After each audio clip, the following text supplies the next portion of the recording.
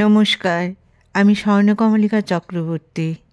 বৃষ্টি আমার লেখা যে গল্পটা এখন পড়ব। জানালা দিয়ে বৃষ্টির ছাট আসছে। জানালাটা বন্ধ করা দরকার, না হলে পুরো বিছানাটা ভিজে যাবে।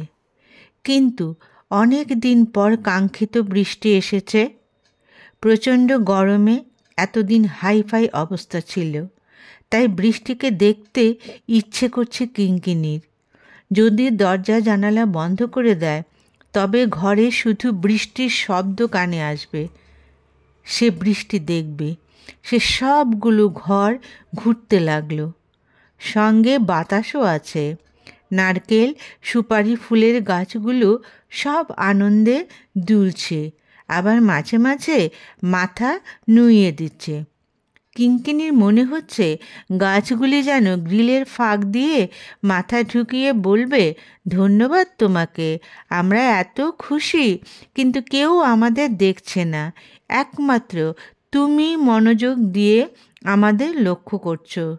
একদম সত্যি সে সবগুলো ঘর ঘুরতে লাগলো। ভিজে যাচ্ছে জানালার পাশে রাখা সব, সামান্য একটু ভিজছে, কিন্তু আনন্দ যে হচ্ছে অনেক অনেক বেশি। সে আস্তে আস্তে বারান্দায় গিয়ে দাঁড়ালো। পুরো বারান্দা জলে থই থই করছে। বেশি তাড়াতাড়ি হাঁটলে আলুর দম রান্না করতে হবে। পা টিপে টিপে সে গ্রিলের কাছে এলো। বৃষ্টি গ্রিলের ফাঁক দিয়ে এসে ওর চোখ ঠোঁট স্পর্শ করলো। ওর শুকনো ঠোঁট ভিজে গেল। ওর মনে হলো বৃষ্টি ওর প্রেমিক, একটু সুযোগ পেয়েছে ওকে ছোবার, এবং সুন্দর একটা চুমু দিয়ে সে বাতাসের সঙ্গে আবার আসবে বলে দিল। সে আসবে আর হতাশ হয়ে ওকে না পেয়ে চলে যাবে, এটাকে ভালো লাগবে ওর? মোটেই না। সে দাঁড়িয়েই রইল। প্রচণ্ড একটা বাতাসের ঝটকা এলো এবং ওর প্রিয়তম বৃষ্টি ওকে আবার ছুঁয়ে গেল। সর্ব অঙ্গ ভিজে যাচ্ছে, একটু একটু ঠান্ডা লাগছে, তবু ভালো লাগছে, আরাম লাগছে আর আনন্দ লাগছে। বৃষ্টির সময় আকাশের দিকে তাকালে মনে হয় এই বাড়ি বর্ষণ অনন্তকাল ধরে চলবে, আর নীলাকাশ দেখা যাবে না। কিন্তু বর্ষণ আস্তে আস্তে কমতে থাকে। কিঙ্কিণীও দেখল আস্তে আস্তে গাছগুলো যেন আন্দোলন থামিয়ে সোজা হয়ে যাচ্ছে, এবং দূরে একটু একটু নীল আকাশ দেখা যাচ্ছে। কিঙ্কিণী গ্রিলের দরজাটা খুলে বাইরে এলো। সব কিছু ঝকঝক তকতক করছে। সামনে একটা আম গাছ ছিল, সেটার নিচে গেল। টুপটাপ করে পাতা বেয়ে জল পড়ছে। এক একটা ফোঁটা নয়, যেন হীরের নাকছাবি। আম পাতাগুলো এমনভাবে সজ্জিত যে জল পাতাগুলোর গায়ে আটকে থাকবে না। এর আগেও সে অনেকবার এই গাছের নিচে এসেছে, কিন্তু এর সৌন্দর্য উপলব্ধি করতে পারেনি। আজ যেন ফলের রাজা সত্যি রাজার মতো ওর সামনে হাজির হয়েছে। পাতাগুলো দিয়ে কাল্পনিক মুকুট যা রাজার মাথায় থাকে সে বানিয়ে ফেলল। সেই রাজমুকুট সে গাছটাকে পরিয়ে দিল। কি সুন্দর লাগছে রাজাকে। সে মুগ্ধ নয়নে আম গাছটার দিকে তাকিয়ে রইল। এখন কি মাস চলছে বাংলাতে? ইংরেজি ও ঠোঁটের আগায় থাকে, কিন্তু বাংলা সে জানে না, প্রয়োজন পড়ে না বলে বাংলায় কি মাস কত তারিখ কোনো দিনই বলতে পারেনি, আর এক্ষুনি কি করে বলবে? বৃষ্টি না থাকলেও কি সুন্দর বাতাস বইছে, ওর একটু একটু ঠান্ডা লাগছে। সে কি জীবনে আজ প্রথম বৃষ্টি দেখল?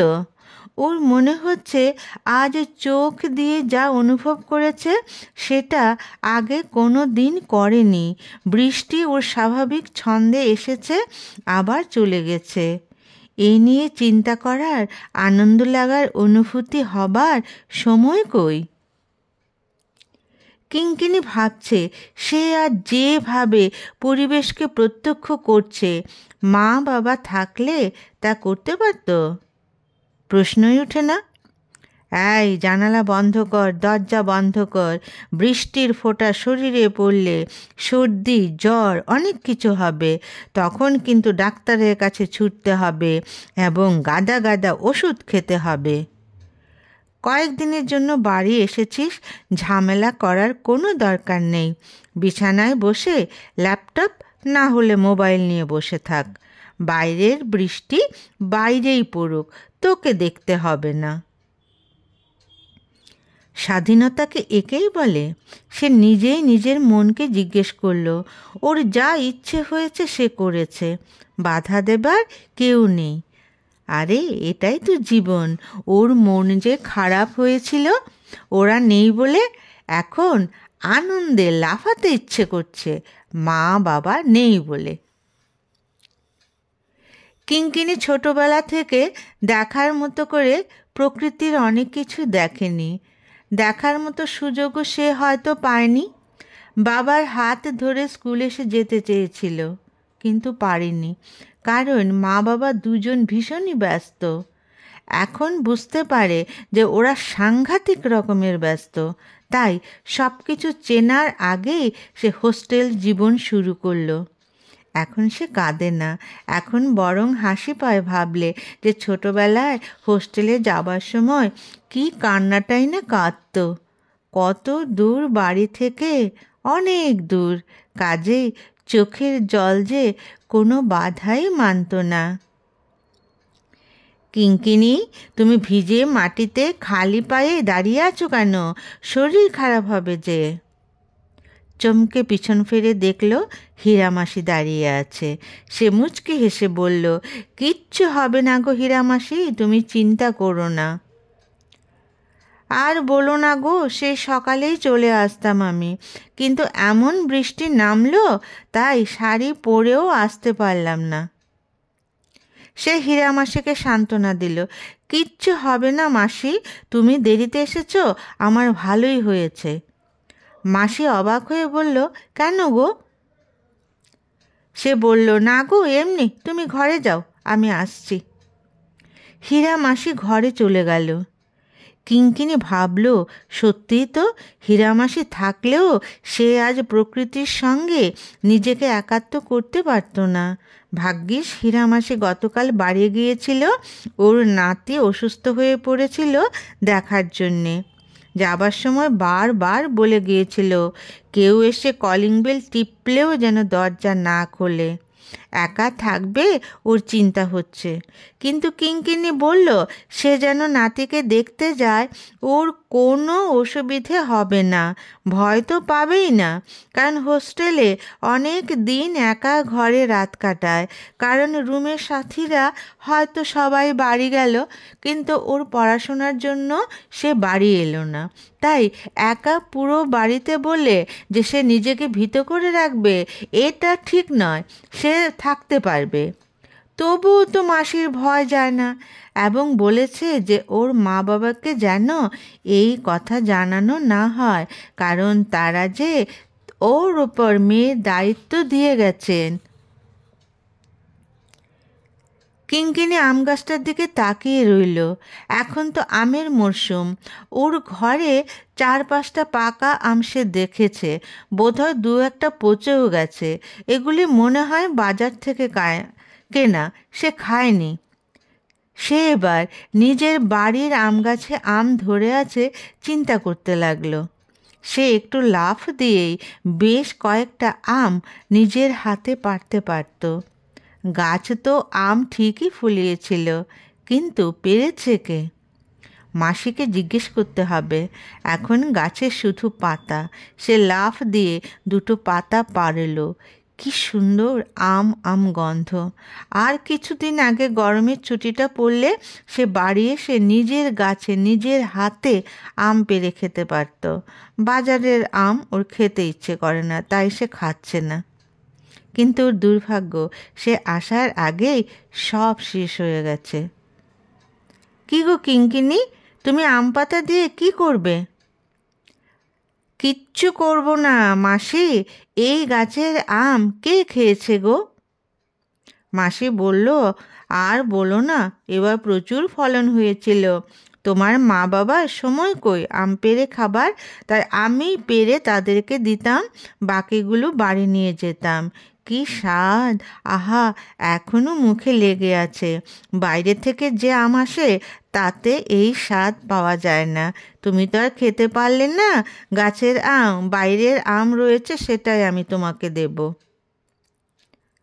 আমার নিজেরই জিভে জল চলে আসছে গো মাসি। আহ, নিজের বাড়ি নিজের গাছ, ভাবনাটা যেন রাজকীয়, তাই না? আর ভেবে কি হবে, চলো। সকাল থেকে তো কিছু খাওনি, উপরন্তু জানালাগুলি অবধি বন্ধ করনি, সব ভিজে ভিজে হয়ে আছে, রোদে দিতে হবে যে। আরে মাসি, জানালা তো আমি বন্ধ করতে পারি, কিন্তু আমি তো ইচ্ছে করে করিনি, আমি তো বৃষ্টি দেখছিলাম। মাসি অবাক হয়ে বলল, কি যে বলো তুমি, বৃষ্টি কি দেখার জিনিস? তোমার কাছে নয়, কিন্তু আমার কাছে। আমি আজ মাসি সত্যি বৃষ্টি দেখেছি। হীরামাসি অবাক হয়ে বলল, আর কি যে দেখবে গো, চলো চলো, আমারও খিদে পেয়েছে, চলো চলো, আমিও খাবো। কিঙ্কিনি মোবাইলটা হাতে নিল। মা 4 বার, বাবা 3 বার, বিবস্বান 6 বার ফোন করেছে। এইবার সে হিসেব করতে লাগলো, এই 3 জনের মধ্যে কে ওকে বেশি ভালোবাসে, কে বেশি চিন্তা করে ওর কথা। মিস কলের হিসেবে বিবস্বান, কারণ ওর সংখ্যা সর্বাধিক। মা বাবা চাকরির কনফারেন্সে যোগদানের জন্য বিদেশ গেছে। এবার কিঙ্কিনি এয়ারপোর্ট থেকে একা বাড়ি এসেছে। বাবা ও আসার আগেই বিদেশ চলে গিয়েছিল। আর মা সেদিন অফিসের কাজে এত ব্যস্ত ছিল যে ওকে আনতে যেতে পারেনি। বাবা আগেই চলে গিয়েছিল, কিন্তু বাড়ি এসে রাত্রিবেলা যখন শুনল মাকে পরদিন বিদেশে কনফারেন্স অ্যাটেন্ড করতে হবে, তখন ওর মনে হয়েছিল এটাই তো স্বাভাবিক। সে গ্রীষ্মের ছুটিতে বাড়ি এসেছে, বাবা মা দুজন অফিসের কাজে বিদেশ। সে চলে যাওয়ার পর ওরা আসবে। হীরা মাসিকে মা মেয়ের দায়িত্ব দিয়ে গেছে সার্বক্ষণের জন্য। তবু মাসিকে কাল নিজের বাড়ি যেতে হয়েছে ওকে একা ফেলে। কিঙ্কিনি দেখছে দিন চলে যাচ্ছে। মা বাবা সকাল বিকাল মেয়েকে ফোন করে খবর নিচ্ছে মেয়ে কেমন আছে। আজ একটু চিন্তা করবে কেন মেয়ে ফোন ধরল না। সে প্রথম ফোনটা বিবস্বানকে করল। বেচারি চিন্তায় অস্থির, কেন প্রেমিকা ফোন ধরছে না, বাড়ি গিয়ে কি ওকে ভুলে গেল? সে অনেক কষ্ট করে এই তনয়ার হৃদয় জয় করেছে, তাই প্রতি মুহূর্তে ওকে হারাবার ভয় কাজ করে। সহপাঠী হওয়াতে একটা সুবিধে যে ক্লাসেও প্রেমিকাকে দেখতে পাওয়া যায়, কথা বলা যায়।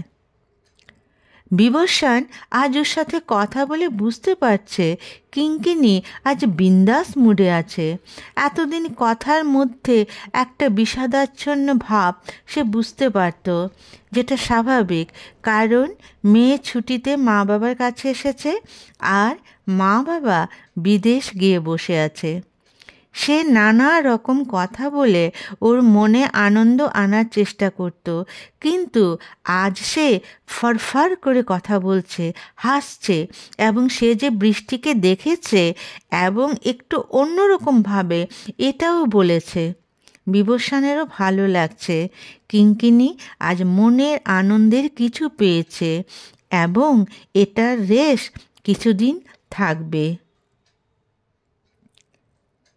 কিঙ্কিনি ভাবছে ওর মা বাবা তো বিদেশ থেকে অনেক দামি দামি উপহার আনবে। সে যখন পুজোর ছুটিতে আসবে তখন দেখাবে এবং ফোনে বলবে কত বিদেশি দামি জিনিস ওর জন্য কেনা হয়েছে।